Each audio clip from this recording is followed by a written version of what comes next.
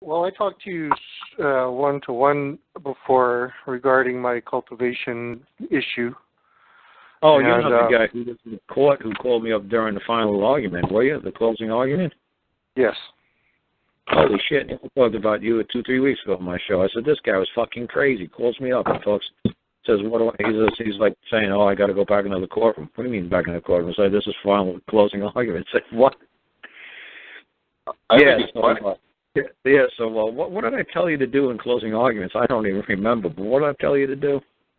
Well, I talked to you right after closing arguments, and what you told me to do was to ask if the writ of habeas corpus had been suspended. Oh, and okay. So I did ask when we reconvened, and the judge said habeas corpus does not apply in this case. Yeah. So what did you say to him? I think what he said was habeas corpus doesn't apply. The Crown is your accuser. Because I was asking where's my accuser and stuff like that.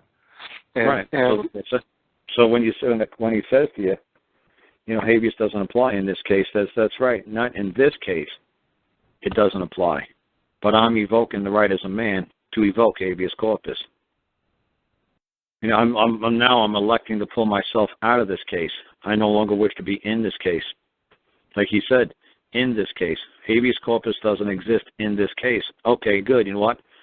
It's like a sausage casing. It's in a case. It's a suitcase. Well, I'm electing to pull myself out of this case. Now I'm standing before this court as a man. Habeas corpus is now evoked. Where's the man who's accusing me of doing wrong? I'm no longer in this case. I'm pulling myself out. I'm God. I no longer want to be an aardvark. I no longer want to be a bull. I want to go back and I want to appear as God before man. It was fun playing the turtle dove. It was fun playing the aardvark. But you know what? I don't want to be that no more. I'm God. I could be anything I wish to be. Now I'm going to have hierarchy and command and control over man again. Man is no longer going to step on the aardvark. I'm done being stepped on by a little mealy man. I'm done being stepped on by a little mealy prosecutor, a little measly judge. I'm done. It was fun while it lasted, but I'm done. Now it's time to evoke the fucking image of God before you. It was fun, but I'm done. It's no longer fun. But like I said, it's because you're an ungodly people. You have to understand where you are and who you come from. And you don't. So that's why it's so easy for me. Because there's no doubt in my mind that there is a God. So it makes my life incredibly simple. I don't have to answer but to one. There's nothing else I have to answer to. As long as I don't cause any harm to my fellow images of God and my fellow man, I'm fine. And if I do, I beg forgiveness like crazy. But thank God I haven't had to do that often in my life. So I've been very fortunate. Hey, Gus, that's one of those...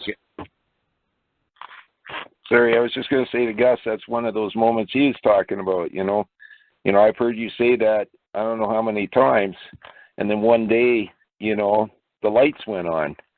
Yeah, right, exactly. I answer to my creator, and I answer to my equals. And I'll answer to my to any title or fiction if I choose to. Because I may want to, Yeah, if. Big if you choose. And when you no longer wish to play it, I'm done. I'm done. If you want to say rescind, you say rescind. I'm just saying I'm done. I don't see any benefit playing this game anymore. You know what? Actually, I'm tired of fucking defending myself. You know what? I got no man to defend myself to, do I? No. Well, then I'm done. Any man saying I've done anything wrong? No. Then I'm done. There's nothing more for me to do here. It's like, well, we're going to keep going in your absence. And it's like, my absence. And it's like, no, in my unwillingness to appear in the manner in which you wish. And you wish for me to appear in this manner. If you wish it, then you're going to evoke the power of man over man. You better hope you have power over me. You have power over the person? Yes. Do you have power over the man? Only if you're a fellow man. Are you ordering your fellow man to appear? You wish me to appear as a man. Because that's the only way I'll appear. Is that your wish? Is that your order? I'll be glad to comply. And I'm going to seek compensation. But I will appear if you so order. And like you said earlier, the judge said, I ain't ordering shit. No. Yeah, they're getting smart up there. They're saying, I ain't ordering shit no more. We're done. We're done ordering men around here. I think you are. Because you know what's going to happen to you. You're an honorable people, and you will live up to your debts. You create an order for a mushroom pepperoni pizza, you better believe you'll want to pay for it. You order it up, you better believe when it's delivered and served upon you, you better believe you better pay. They're all honorable people when it comes to debt. They know how to create a bill. They know how to settle a debt. They know how to do it. It's like they're not going to welch on a bet. That's their whole game is keeping their word.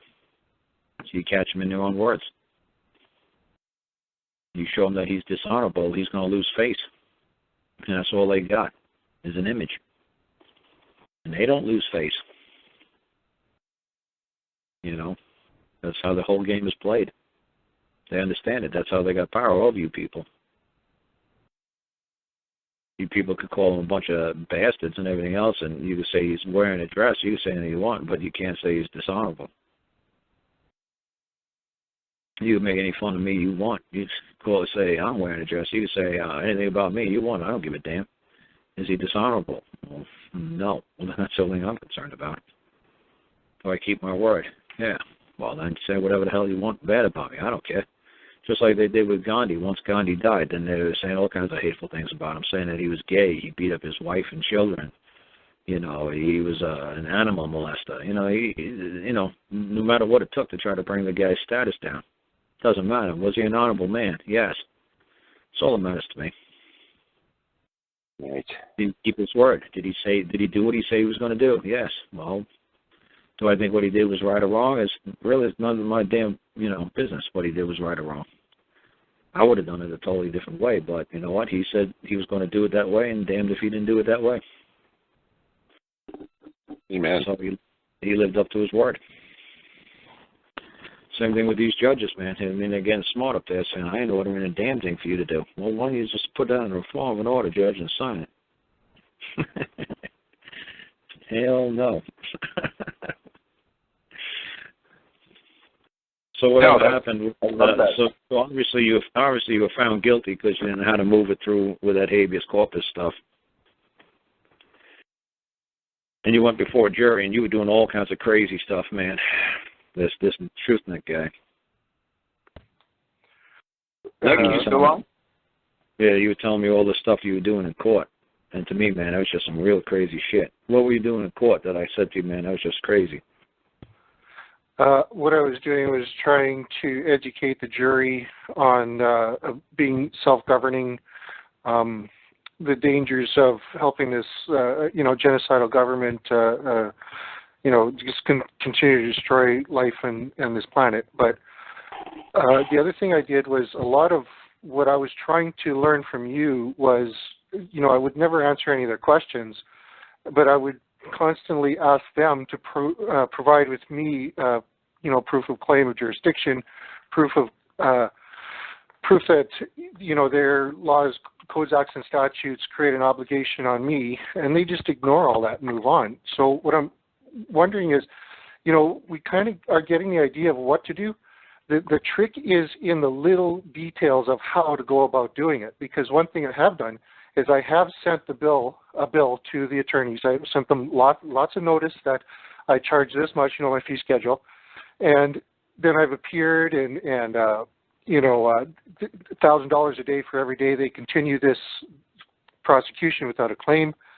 And so I've sent them a bill, and they just send it right back. They'll just laugh at everything. So there's something I'm not doing right. Hey, Nick, can I ask you a question? Yeah. Do you believe? Oh, I do believe, yeah. No, I'm fully behind this. I love this stuff. And I'm going out on a limb here, but to me it sounds like you're throwing all this shit at these guys, and they can clearly see you don't believe any of it. Well, what I clearly see is that they seem to be oblivious to it, or they are consummate actors and actresses, and can just pretend. Maybe you just haven't gotten across to them that you do believe. That's right. Well, the thing is, I think they believe that. Yeah, but Nick, can you say to me that you started to read this 20-page closing argument and the judge stopped you? Yeah, I kind of thought I would have all the time I wanted. It was the only chance I got. I'm just making a joke about 20. I mean, did you have like 2,000 pages? I mean, how long was your closing statement? Yeah, I had probably about 30, 40 pages of stuff, and I got through most of it, actually. Yeah, but then the judge stopped you. Yeah. Right, because the judge realized that the judge was watching the jury knit a noose to hang you because they were done hearing your crap. So the judge did it for your mercy because he knew the jury had it up to here with you. The jury was going to jump over that box and just spring you up against it, and hang you somewhere to be done with. To say, "Oh my God, is this guy going to stop?" Well, you should have said about 2 or 3 sentences in your closing argument and been done. Not 20, 30 pages, not 30, 40, 50 pages. No, dude, a couple of sentences and I'm done. You've caused no harm to no man. They trespassed upon your property. They have no power, no right, no authority to enter into another man's domicile. It doesn't exist. It never has. It never will. What you're doing in your closet is no other man's business on planet Earth unless you want to divulge what you got going on in your closet. It's nobody's damn business. And they should be ashamed of themselves. They know better. And they still do it anyway. You should have made a really simple closing argument like that. Not 30, 40, 50 pages of nonsense and genocidal maniacs and government. The jury was getting ready to hang you. And that's the reason why the judge said, I better fucking, this guy, the jury's going to, when this guy's done, the jury foreman's going to ask the judge, hey, Judge, is there a death sentence we could give to this guy, man, for cultivating? No? Are you sure? Can we jury nullification? Can we hang this guy? And you would have been like, what? You didn't dig what I was saying, jury? No, you had them bored to tears. They were like, oh, and we're going to teach you. Bore us again. No jury is ever going to have to listen to this crap ever again. We'll protect the society from this dribble. You make it short and sweet. You make whatever closing statement you got to make short and sweet. Just hit the jury right between the eyes. 1, 2, boom, done. And that's it. The more and more you go on, it's not having an impact. That's what basically a closing argument is, an impact statement. Well, didn't you tell John that he could run his closing statement for days?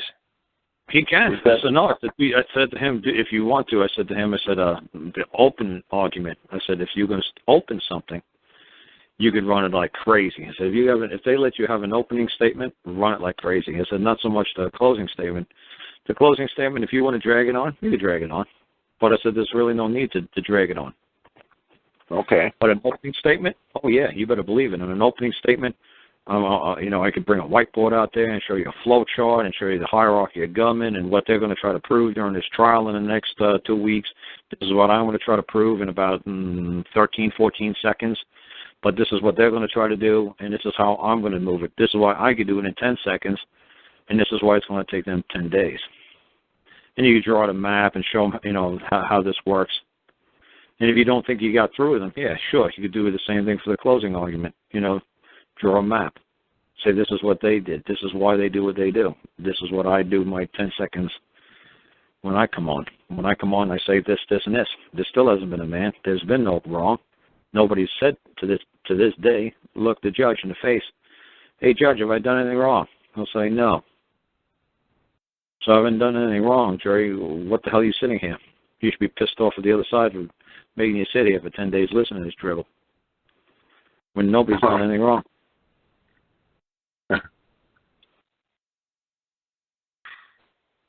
Judge, has any man come forth into this point yet and said I've done anything wrong? No. You want to argue with that, prosecutor? I know this is my closing statement, but I'll let you interject right here. Have I done anything wrong with any man or woman? Any man or woman appeared on your behalf? On behalf of the Crown, on behalf of the good people of Canada? No? That's what I thought.